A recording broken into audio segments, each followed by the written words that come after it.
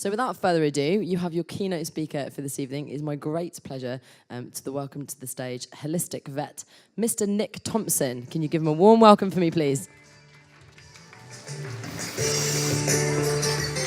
Thank you. Thank you, thank you.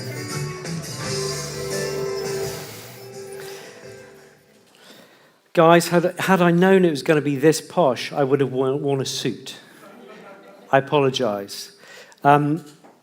Hannah, I salute you. Fantastic work. Thank you very much for inviting me. It's wonderful to be here. And to see Fizz and Canapes at a dog vent, this is fantastic, you know. Maybe she's risen the bar, and this is what's going to be like from now on.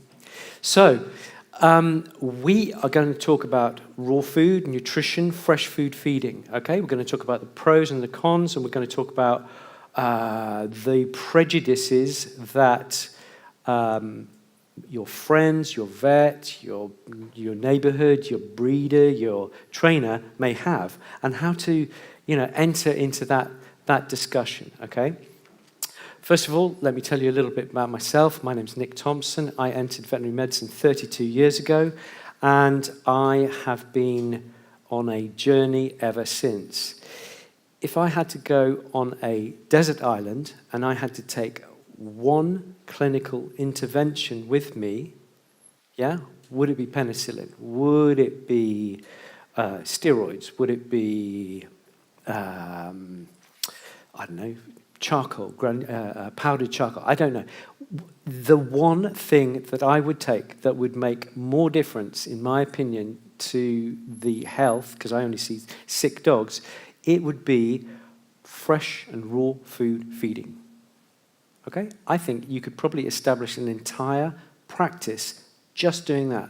No medicines, no acupuncture, no homeopathy, no nothing, just great nutrition. And I was just talking to Natasha here from Button Up Box, and we were saying it's incredible that the profession doesn't spend more education, more time, more energy on learning about nutrition. Because nutrition, as we all know, you even ask your grandmother, she'd say, you are what you eat. Yeah, it is the foundation. And unless you get the foundation really strong and robust, everything that is built upon it is going to be shaky and rocky. Okay? You get that, I get that, but there are many, many people who don't get that. So, if we can just have a little show of hands, how many people in the audience feed raw? Oh, the lights come up. Very good, great teching. So just once again, hands up, hands up, hands up. So that's about a third. Okay, how many people feed fresh food? So it's not raw, but it's not a kibble. What would you say?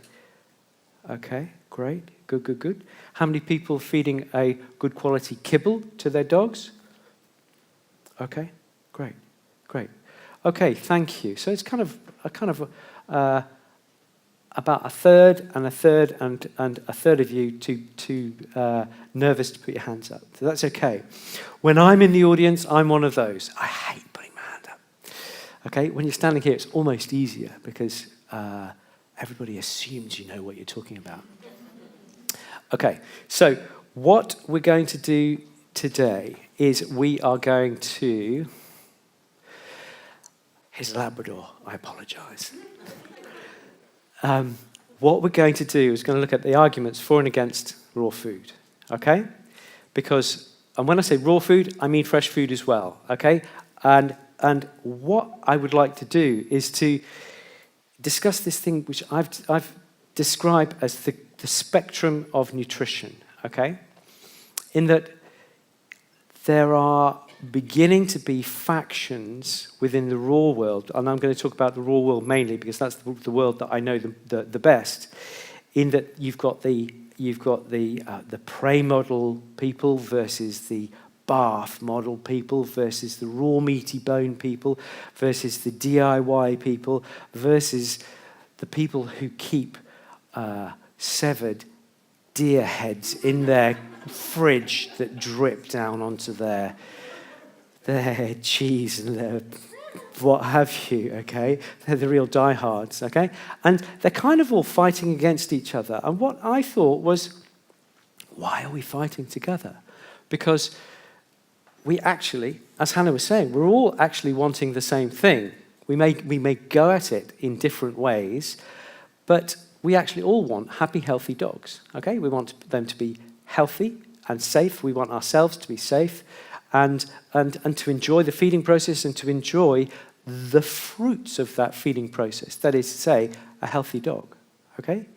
I did a study a number of years ago, and I asked 79 vets from around the world the proportion of dogs who improve in health when they're put onto a raw food diet. Okay, so this is to say these are dogs perfectly healthy. They're eating whatever they're eating, hills or raw canine or whatever it might be, and they're put onto a raw food diet.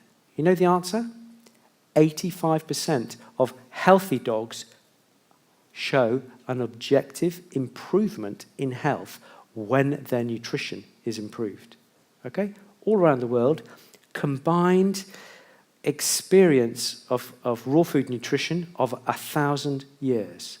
And that was their response. Okay? So this is big news. You can make healthy dogs healthier. Okay? So when we look at the spectrum of nutrition, we start at the bottom. At the bottom, we've got the cheapest, horriblest, I'm not going to mention any names, but we've got the very cheapest of food. And there are some people, God bless them, and that is all they can afford. Okay, fair enough. There are various ethical conundrums there, but for me, anything that will move you from the bottom of the spectrum up. So if you're down here on the cheapo economy food, anything that moves you up, it's quite difficult. This is being filmed, so I don't want to mention any product names in a derogatory way, because I'll get sued.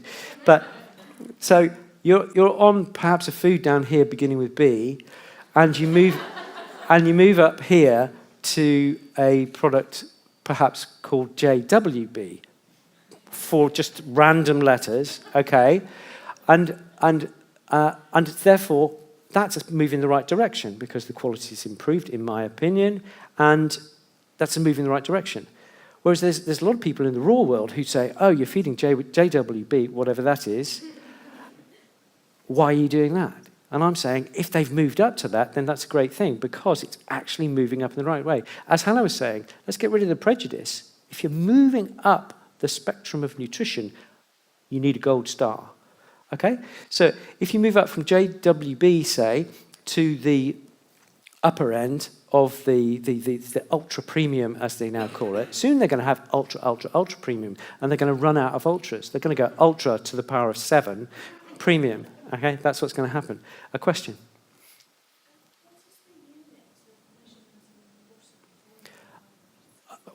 I've never had that question before. That is actually from the original slide. That is the frequency of the light. It has nothing to do with this. This is just it's a spectrum. Okay, so it's the frequency. You're wasted with us. Your stratosphere is above all of us in the room. So ignore that. Ignore the numbers at the bottom.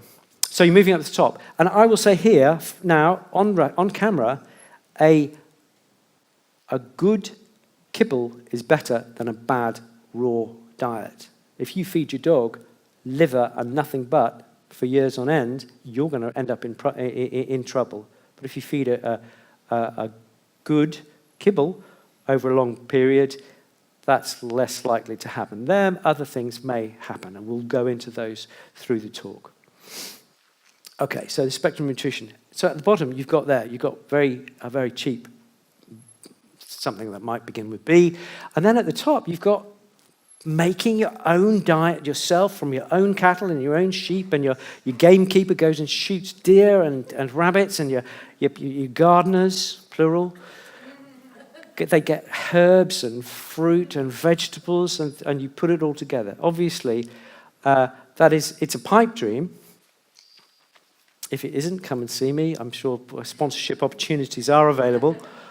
So that's a ridiculous height up here. But moving up from here, for most people, if they're educated, Hannah, is the way to go.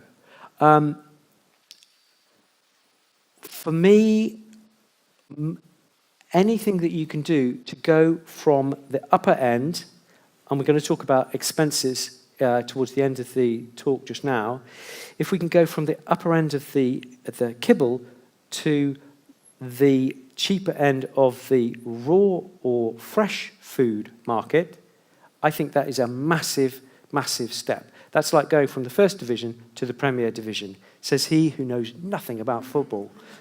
Okay? It's a whole new era as far as I'm concerned.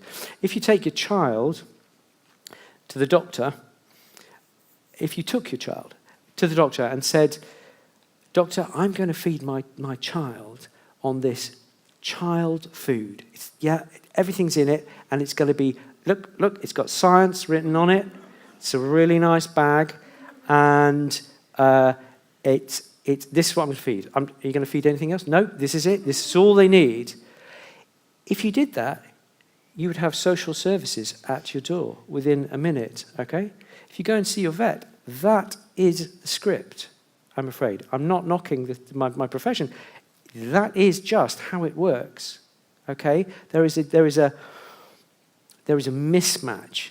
What are doctors saying, okay? Where the research is so much more in depth in human medicine, human nutrition is 20 years ahead of canine nutrition, yeah? And they're saying fresh food, lightly cooked, lots of variety, okay? Whereas in the veterinary profession, and we've had 70 years of this, it's all about have a bag of this, okay? And I would like to change that. I think that variety and using quality, naturally, minimally processed food, something that's just been chopped, frozen, put in a freezer, or something that you have created yourself. They call it DIY food, where you get the meat, you get the vegetables, you get some berries, you blend them all together, and you create a balanced diet, okay? That, for me, once you've cut your teeth on the processed, the frozen raw food, that's a great place to go. But you don't have to.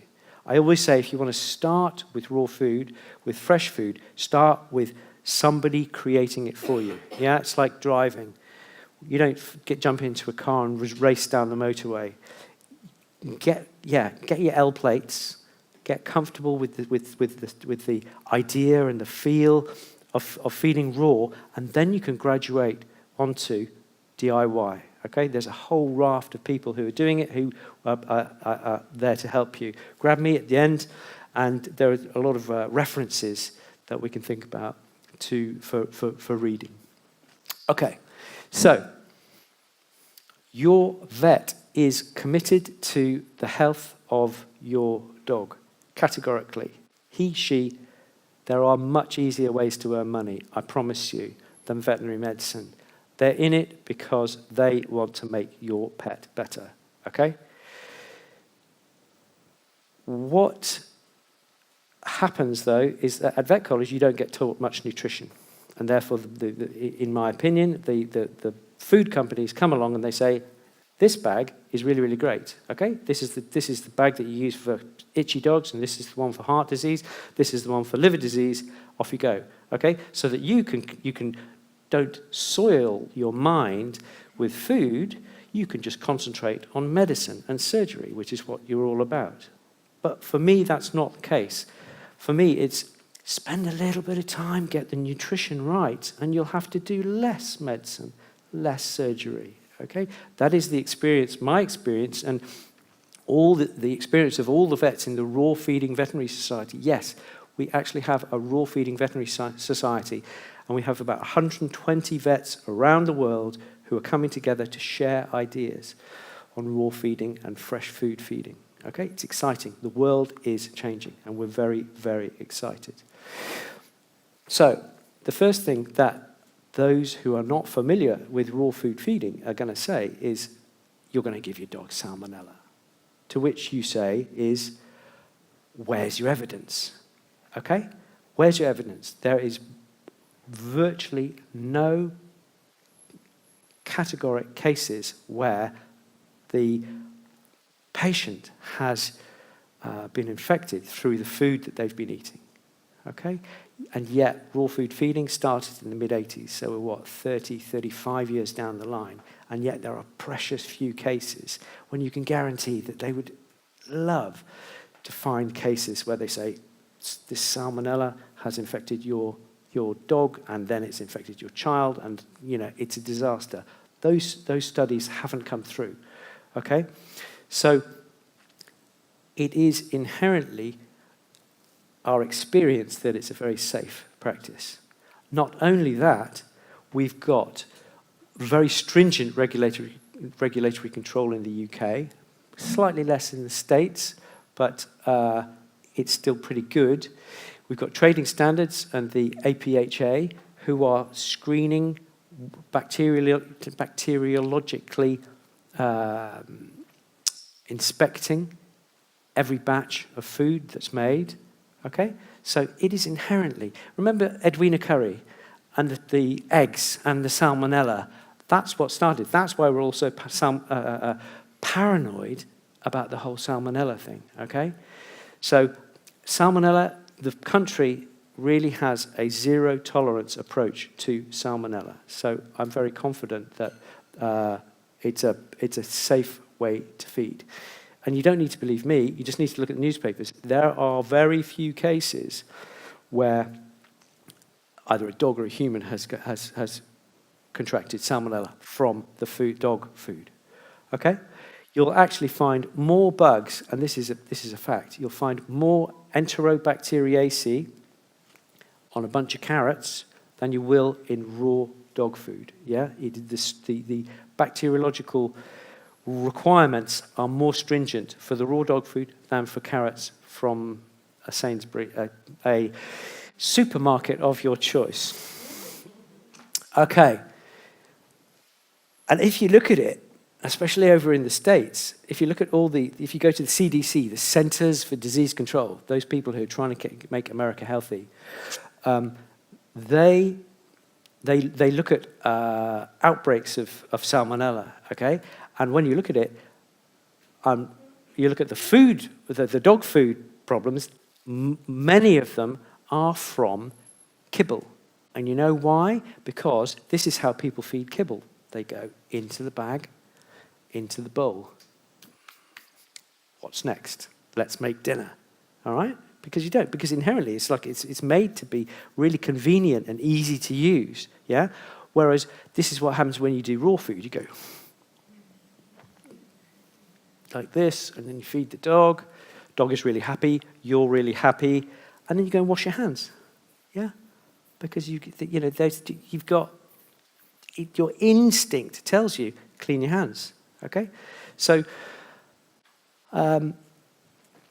we raw food feeders are criticized that we are going to infect people and dogs, whereas actually it could be argued that there's more risk from people who feed kibble because they don't take the time to look after their hands and wash their hands.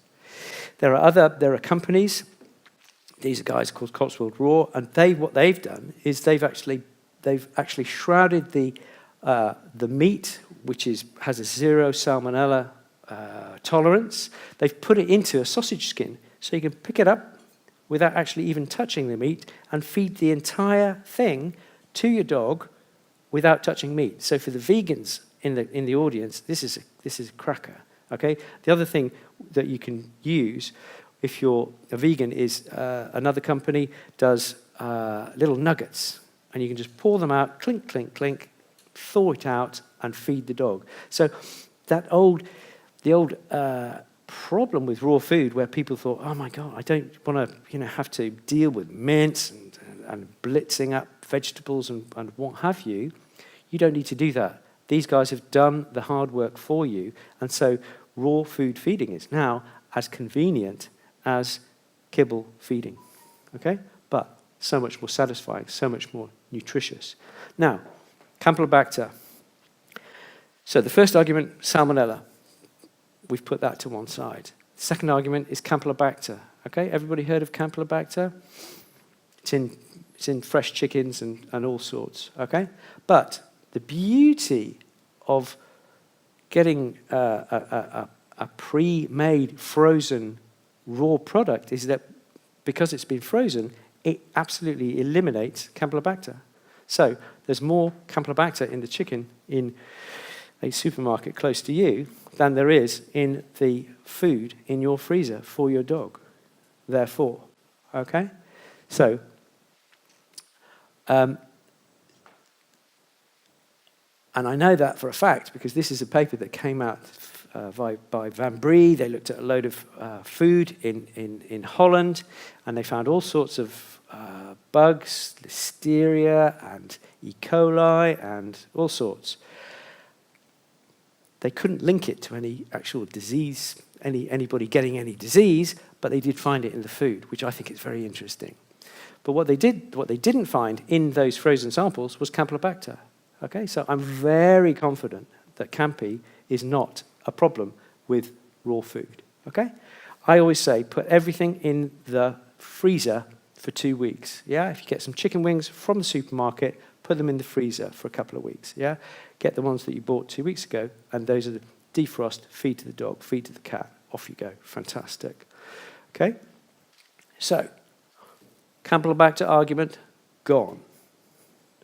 Third argument is, yeah, but if you've got immunosuppressed people in your house, or you've got children, or you've got elderly people, then isn't that a risk to them? Now, I've raised 2 children in a house with raw food being fed to the cat and to the dog. I haven't got a problem with it, okay? I know a lot of vets who've done the same.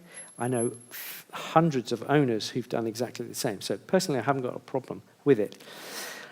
And my take on this is that if your children or the elderly in your house or the immunosuppressed person in your house is that at risk, you have to question whether having pets is a good idea at all, okay? Because pets, like family, they're disgusting. They're smelly and they're bacterially laden and they leave dirty handprints everywhere. Disgusting. All the great things in life, disgusting and bacteriologically overladen, yeah? Because this is what dogs do. Dogs go to the park, poddle around in goodness knows what, come home and lick their feet, okay? So their entire world is fantastically more mucky than ours. Okay, this is what it's come to. I, on a daily basis, have this fantasy of writing an article about the disgusting things that we would have to ban if we banned raw food, and the nativity, for example. You've got Mary giving birth in a manger with the cows and the sheep, and these mucky shepherds coming in, and these sweaty kings coming in. All right? That would have to go. All right? And so it goes. You can think about, what would have to be banned if we banned raw food on bacteriological grounds. Fantastic. You can join that fantasy if you like. Okay? I usually tell a dirty joke at this stage, but I won't just for now. I'll show you that instead. Because this is what our dogs do, okay? We're worried about a well-made, frozen, raw food or fresh food preparation, and then the dog goes to the park and does that, yeah? Or they do a bit of this. okay? Or they go and eat sheep poo or horse poo, okay? So I think we need to get this in proportion. And if we look at the science, what's the epidemiology? Where are the cases? Show me the cases of sick dogs, sick cats, sick kids, sick elderly people. Yeah? What about a certain organisation who banned the use of dogs who were feeding raw going into hospitals? But they regret that. I hope they do. Moving further, not mentioning any names. Okay, so that argument is gone. Okay? So the fourth argument is, raw food, but is it complete and balanced? Okay? Your detractors will come out with this, or you'll go to the veterinary practice and they will say, raw, it's all very well, but it's not complete and balanced like these bags that we have in the waiting room. Okay? To which you would say, well, these people make a complete and balanced raw food. These people, this is the plink, plink, plink, by the way. These people, and these are just chosen at random, these people make a complete and balanced. Now there's a complete and balanced ration. Complete and balanced means that it's got everything you need, therefore technically you could live on that ration for the rest of your days, okay? You wouldn't want to because it would get a little bit boring, but technically you could, yeah? And this is what all the Hills, the Royal Canins, the Eukanumas, the James Wellbeloveds, all these people, they all subscribe to the same. It has to be complete such that you can live on it forever. And indeed, the natural instinct. Yeah, chosen at random, they're all complete and balanced. Okay, they do a lot of work to balance the protein against the fat, against the vegetables, against any little supplements that they put in, such that the net result on analysis is correct. Okay. So, complete and balanced, out the way. If you do it DIY, you have to do a little bit more work, but that's easy enough to do. Okay? So, the fifth argument that they'll try and come out with is, yeah, but kibble cleans teeth. And this is a well, it's many people will do it. Oh, I just give him a little bit of biscuit because it cleans his teeth. It doesn't. Here's the evidence. Okay, here's the evidence. So this is from 2012, and this is René Carlson, who was the president of the American Veterinary Medicine Association. Yeah, bit like the Vatican, really. It's like they're about as high as it gets. Very, very well respected.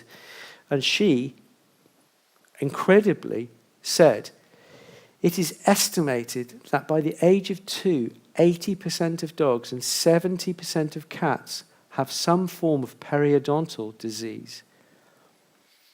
That's like, say, 80%, 70 to 80% of teenagers have periodontal disease in humans. That's the equivalent. Okay? It's horrific. What are they all eating? In the States, everybody feeds kibble, yeah? Does kibble give you a good mouth? There's your evidence. Obviously it doesn't. Whereas the experience of vets and of owners when they're feeding a good raw food diet is that, ding, you get great teeth. Great, great teeth. This is Jazz. She's 13 years old. And you could eat your dinner off those teeth. Yeah? Beautiful teeth. Yeah, Shepherd, 13 years old. That's a good mouth, yeah? Bruno, 10 years old. He was kind of mastiffy type of guy. Softest thing you'd ever meet. And Harry, he's a collie. Was a collie. Bless him. And beautiful teeth, okay? Raw food. I remember back way long ago, 12 years ago or so, I gave a talk similar to this and saying, raw food cleans teeth. Yeah? Feeding a good raw food diet helps to change the microbiome within the mouth. Feeding good bony material exercises the jaw, and the bony material cleans tartar off the teeth. And there was this big hunting, shooting, fishing guy, and he was wearing his tweeds, and he was, putting his hat on and what have you, scowling at me. And the guy, God bless him, 3 months later, emailed me to say, I'm the guy who was in the front row who didn't believe a word of what you said. Just for a laugh, I put my spaniels on a bit of raw food and gradually introduced a bit of bony material, and their teeth are now spotless. Yeah, these are kind of middle-aged dogs. They were okay, and now they're perfect. Okay, that is the virtually universal experience of people who move on to a fresh and raw food diet where you're using bony material responsibly to exercise the brain and exercise the jaw. Okay, it's good stuff. And also, and I may get sued for this, if kibble cleans teeth, why do they have to make this? This is TD, this is a kibble that cleans teeth. By a company who makes loads and loads and loads of kibble. Okay, so again, it's like foot shot, if you ask me. Okay, I'm prejudiced, but one has to, it begs the question. It begs the question. Okay, so we've got rid of all of those questions, those queries. And so the sixth thing they'll try and hit you with is bones. It's the bone question, okay? And they'll say, I take a bone out of a dog every month. But what they don't say is that they also take corn cobs, socks, golf balls. I've taken a needle and thread out of a dog's gut, okay? Does that mean everybody has to, we have to ban embroidery? Give me a break. I once did a talk and I had a whole load of things. I had a golf ball. Right, that's golf, banned. There were all sorts of interesting objects. Right, that's this band, that band. Yeah? It's illogical to think that there's a problem. Bones may cause a problem very, very occasionally. Yeah? Just as crossing the road may cause a problem very, very occasionally. Or climbing in a car will cause a problem very, very occasionally. But the benefit is like this, and the risk is like this. And therefore, if you think about it, everything that we do in life, there is a risk-benefit that you have to look at. For example, did you know there's 7 or 8 people every year, if you look at the ROSPA, the Royal Society for the Prevention of Accidents, 7 or 8 people every year have accidents while they're putting their pants on in the morning. Does that mean we're all going to go commando from now on? Because that would save accidents for 7 or 8 people. Okay, you see the logic? It's imperfect logic. Okay, so where is the evidence? The evidence is there are. Do you like the hieroglyphics? I hope the guys have got that on film. There are over 20,000 units of bony material being sold in the UK, and that's probably a way underestimate. There are thousands and thousands and thousands of units, that's what they call that's the industrial speak for a bag of bones or trachea or turkey necks or duck necks or whatever it might be. These are being sold, and the problems are less than negligible. Okay? So there's your evidence. This is real-time evidence. Okay?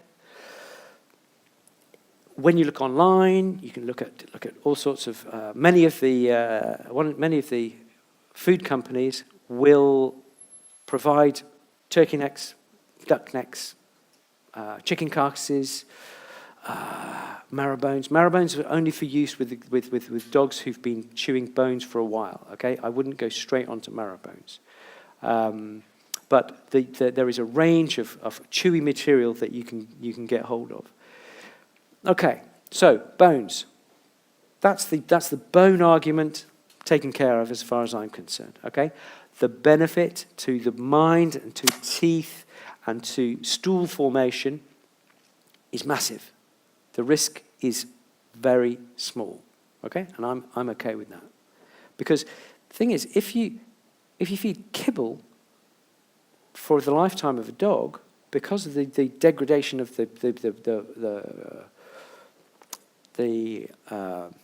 teeth, yeah, you get tartar buildup, you get erosion of gum, you get periodontal disease. It means you're going to have a dental every 2, 3, 4 years, depending on how lucky you are with how your mouth forms tartar.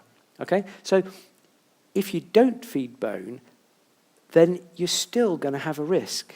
And for me, the risk of feeding bone is probably comparable to the risk of having 2 or 3 general anesthetics to clean your mouth up. Okay? Nobody here would volunteer for a general anesthetic. Yeah? And yet, if you're not giving bony material, or I don't really like brushing teeth, but for me, it's bony material all the way. Okay? And that cleans teeth, that takes care, means you're not going to have to do general anesthetics because you're going to have great teeth like Harry and Bruno on the pictures that I just showed you.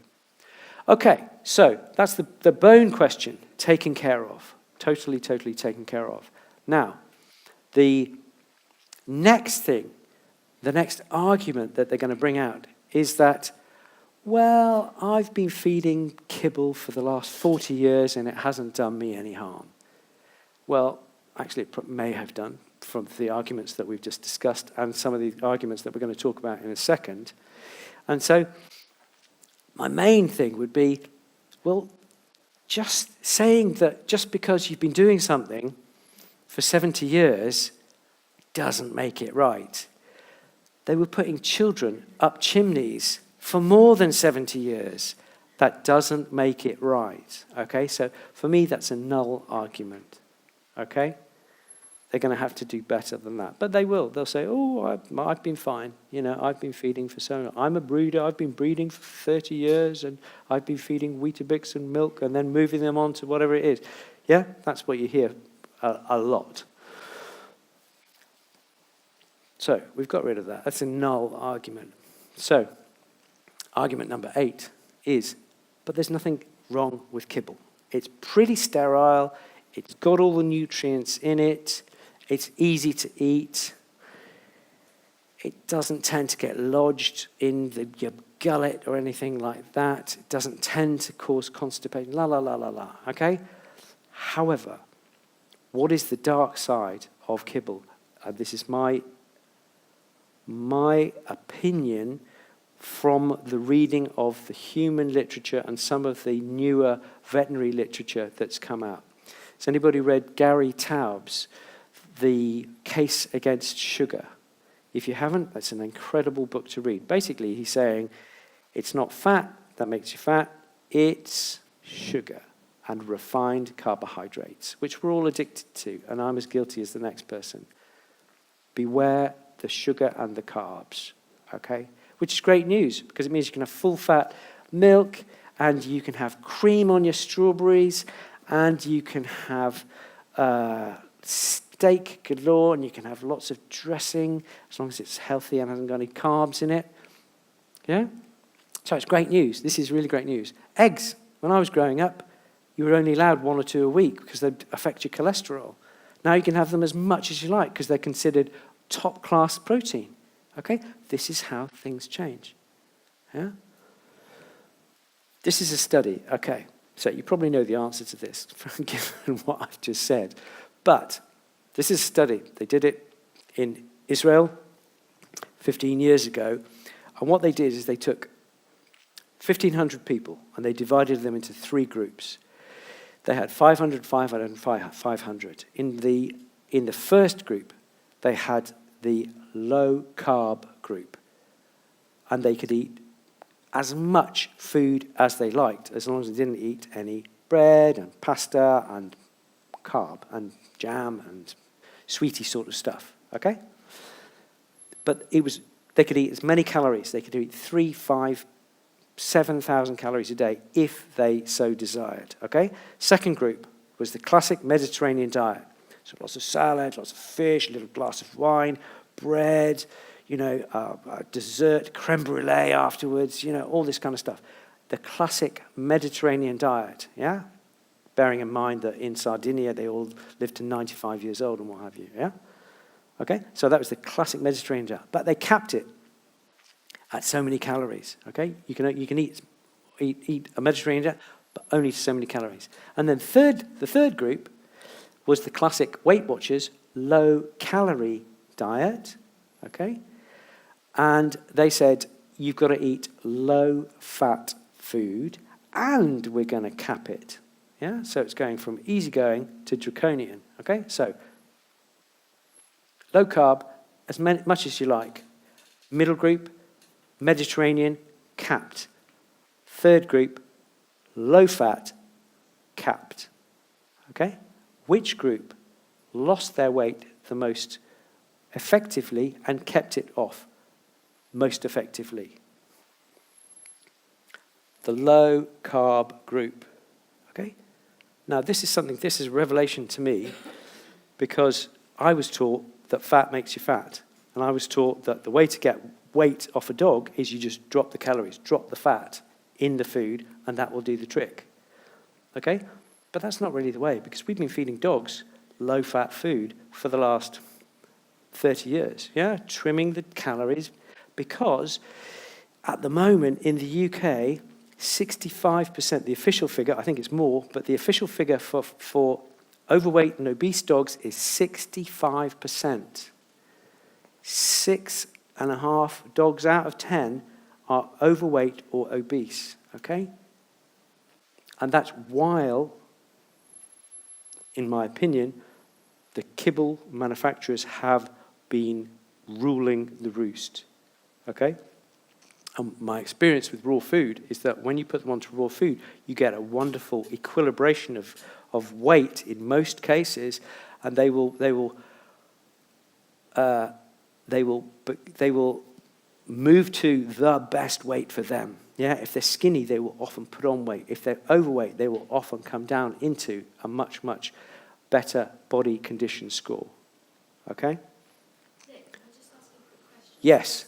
I did hear some time ago there's a problem with diabetes up and coming in cats. Yes. Because you mentioned cats. Yes. I was mentioning about dogs, but a couple of times mentioned cats. Yes. But the incidence of diabetes in cats was quite high. Yeah. Because the carbohydrate levels in the cat food is quite high. Wonderful. I'm so glad you asked that question, okay? I wasn't going to mention cats because I'm upset at all these doggy people, but it's great. Cats get type 2 diabetes just like humans get type 2 diabetes, yeah? If you're eating a lot of carbs, and especially if you have a problem with weight, then you're much more predisposed. It's very well recognized that you're more predisposed to diabetes, type 2 diabetes, yeah, sugar diabetes. Cats are exactly the same. And what they found with people is that if you cut the carbs and lose weight, you can cure diabetes. And it's exactly the same with cats. I've got a friend in Ireland. He has no cats with diabetes. He's got a big, thriving practice. He has no cats with diabetes on his books, because if there's a problem, he just puts them onto, he goes raw, but he puts them onto a raw food, high-meat diet. Job done. It's pretty obvious, really. You know, you've got an obligate carnivore, something that's designed to eat birds and mice and rabbits, and then you feed it on a kibble, which is a high-carb diet, okay? So that brings us nicely, thank you, onto this slide, which I'll pay you later, which says that you can only make a kibble with 30 to 60% carb, because you have to glue it together with something. And in the old days, you would use a cereal, yeah, you'd use wheat or barley or oats or something like this to glue it all together. Now that's pretty unfashionable, and so we have the grain-free. And if you've seen Rodney Habib on Facebook or on YouTube, Rodney Habib, he is investigating and is championing the thought that grain-free kibbles may predispose to heart disease. Now, it's speculative at this stage, but there is smoke. Yeah? As in, there's no smoke without fire. Okay, so there is smoke suggesting that there may be a link. It's not in the strongly scientific realm yet, but that is the thought. So, beware the kibble. And this, I mentioned Gary Taubes, who's written The Case Against Sugar. Well, this is the veterinary equivalent. It's pretty difficult to get hold of in the UK, but you can get hold of it in the States. So just get it straight from Richard Patton's website. Okay? So, kibble. That's the only way you can make it, which is amazing. You think kibble, well, it's just kibble, it just comes together, it's great. Yeah? If you don't put in the carb, it's powder, and you can't sell it. Okay, so you have to have that carb in it. So it's like having chips with every meal, or pasta with every meal. Can you imagine? And this is the result. Okay?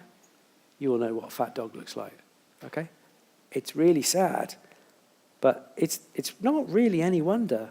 If you think you have chips with every meal, it's going to be impossible to lose weight, isn't it? Yeah? So I'm thinking, let's go on to fresh food with a low carb density, no grain, that's for sure, just some nice veggies, or a raw food diet, low grain, zero grain, just some nice veggies, and off we go.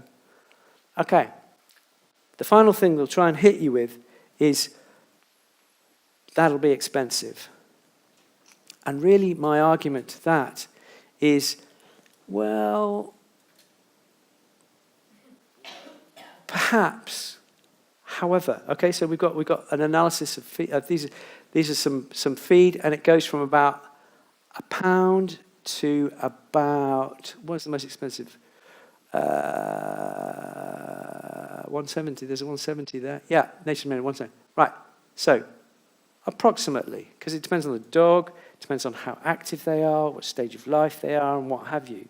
But we're talking about 1 to 170 for a 20-kilo dog. And when you look at the equivalent of some foods beginning with B, and some foods beginning with O, and some food, another one beginning with J, another one beginning with C, in fact, okay, it can go way cheaper, but you get what you pay for, I would wager. Or you can be, when you're looking at the quality, because you get what you pay for. You know, if you go to a great restaurant, why do they charge so much? It's because the ingredients are good and they have to pay for those ingredients, okay? But remember that when you're feeding down at this level, there's going to be problems with hidden costs. Now, my experience as a vet is that everybody who feeds a kibble will feed treats. Now, whether that's because they have an innate guilt that they're feeding this very uniform, slightly boring product, and they think, oh, let's just give something to the dog because they like something a little bit extra. Okay, but treats are, and you have to factor those into the whole financial equation. Okay, then you've got to add. Then you can think about a little bit of chicken on top of your whatever it is, of your kibble or your tinned food. Then you've got to think of dentals, because kibble doesn't clean teeth. Okay, so you've got to factor in a dental or two. And if you've got a 20-kilo dog, an average dental is going to be, I don't know, $350, $450. It's big bucks. Yeah, you have to divide that through every day. I think, and it is the experience of all the vets that I know who are advocates of fresh and raw food, and it's certainly the experience of people who convert to raw food, fresh and raw food, is that they've got a healthier dog. They just go, I used to go to the vets 3 times a year. I haven't been to my vets for the last 2 years, apart from the health check. That is a mantra that I just hear again and again and again. Lisa, is that your experience? Totally. There you go. I'll pay you later. But there is an expense, and I really apologize for this expense of raw food. I think, and most of the people, most of the owners, most of the vets that I know say that you get better life, you get better extension of quality of life, okay? So that's going to cost you. And I kind of apologize, but I don't apologize, because that's what it's all about, yeah? Okay, so kibble, yep, it's convenient, but we can have raw nuggets, which is just as convenient. But nowadays, you can get freezers pretty cheaply. So you can get a freezer from Facebook or whoever it might be, put them in the back room, and you can do raw food. So it is a means of feeding that is approachable by so many more people nowadays. So I would like to think that you feel a little more comfortable with the idea of feeding fresh and raw food and moving away from kibble for a healthier, mentally healthier and physiologically healthier dog and cat. The idea of salmonella, we've discussed and we've dismissed. Campylobacter disappears when you freeze. Worms massively reduced when you freeze. Do these foods infect people? The evidence suggests that it doesn't. What about balanced and complete? Easy. You just need to go to Pets at Home, and they have racks of lots of different manufacturers who are producing balanced and complete. Or you go online and just put in frozen raw food for dogs, and you will get 12, 15 hits. Raw fooding, done well, even done half badly, cleans teeth. Feeding kibble categorically does not clean teeth. Bones are dangerous. Putting your pants on in the morning is dangerous. We've been feeding for 70 years. Come on, we can do better than that. That's not an argument. Kibble is harmless. Yeah, ask that. Say that to somebody who's just had a triple bypass because they've been eating plastic bread and chips and carbs and refined carbohydrates all their lives in a low-fat era. Yeah, and the expense. I think all in all, there is a parity. Good quality raw is going to be at about the same price as good quality kibble. Okay, guys, I'm going to get hauled off by the techs shortly. So I'm just going to say, there's my boys. This is Arthur when he was 3. This is Taylor. He was about 8 there. Both of those got a lot of good, fresh and raw food, and they did well. Taylor did very well while he was here. Arthur is thriving. Any questions? Anybody? Hi.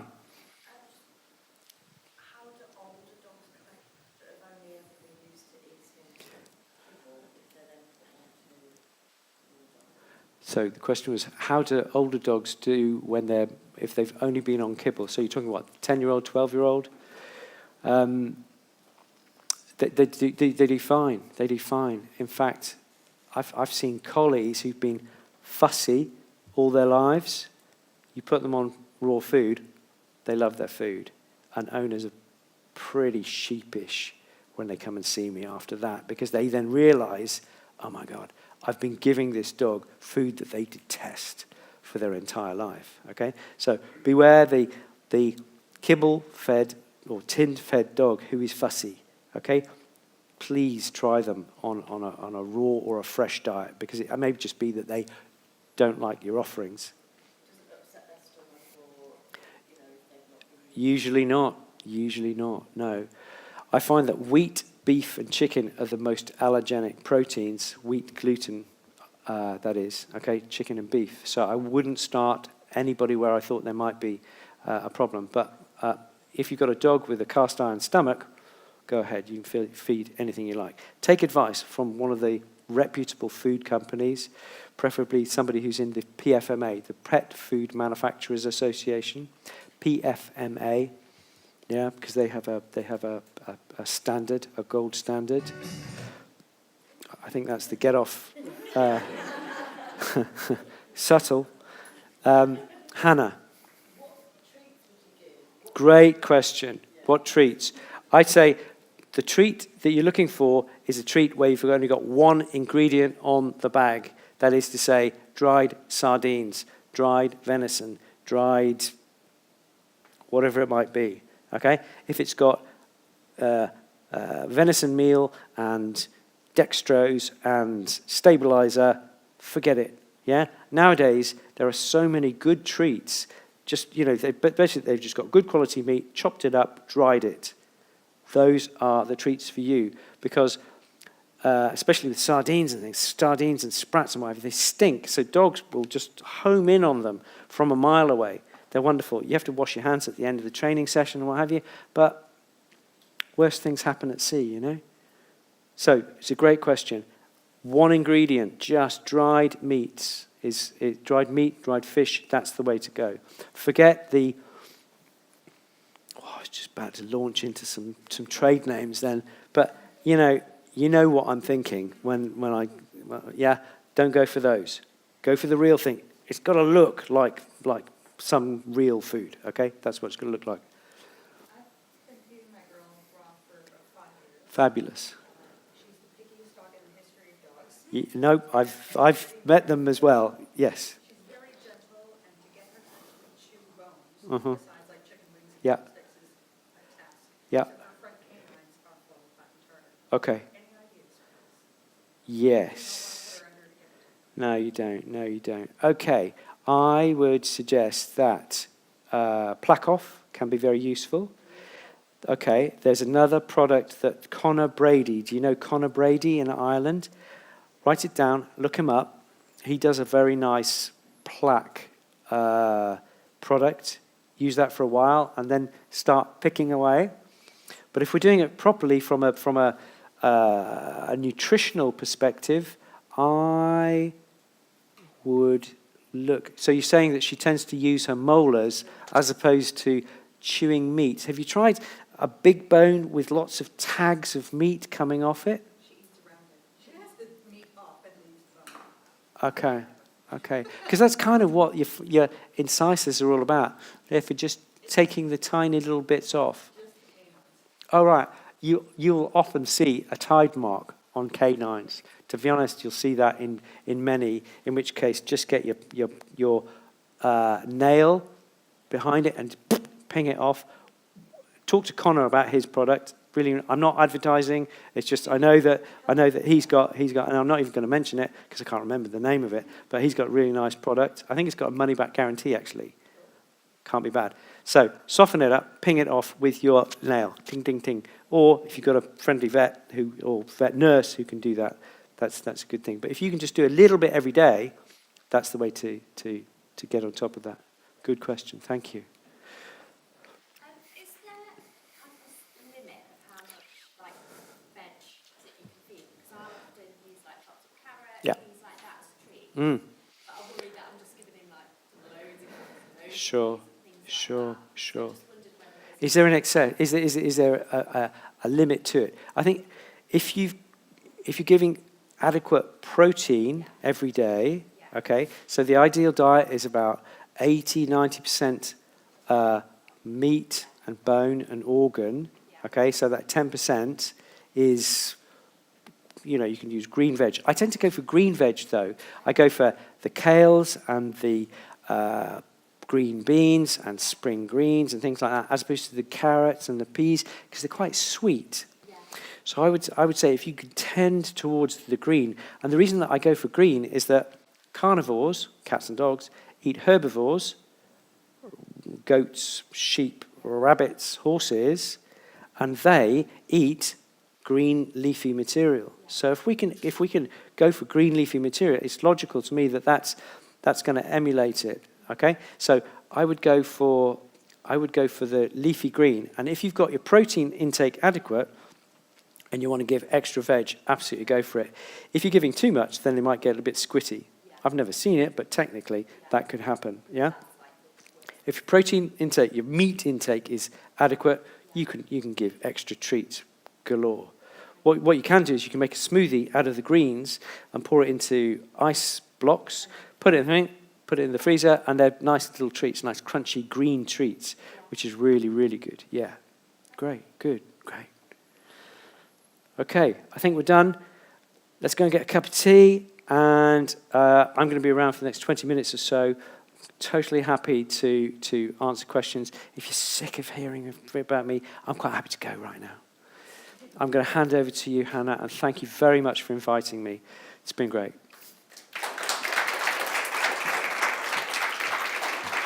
Thank you. Round of applause for Nick Thompson.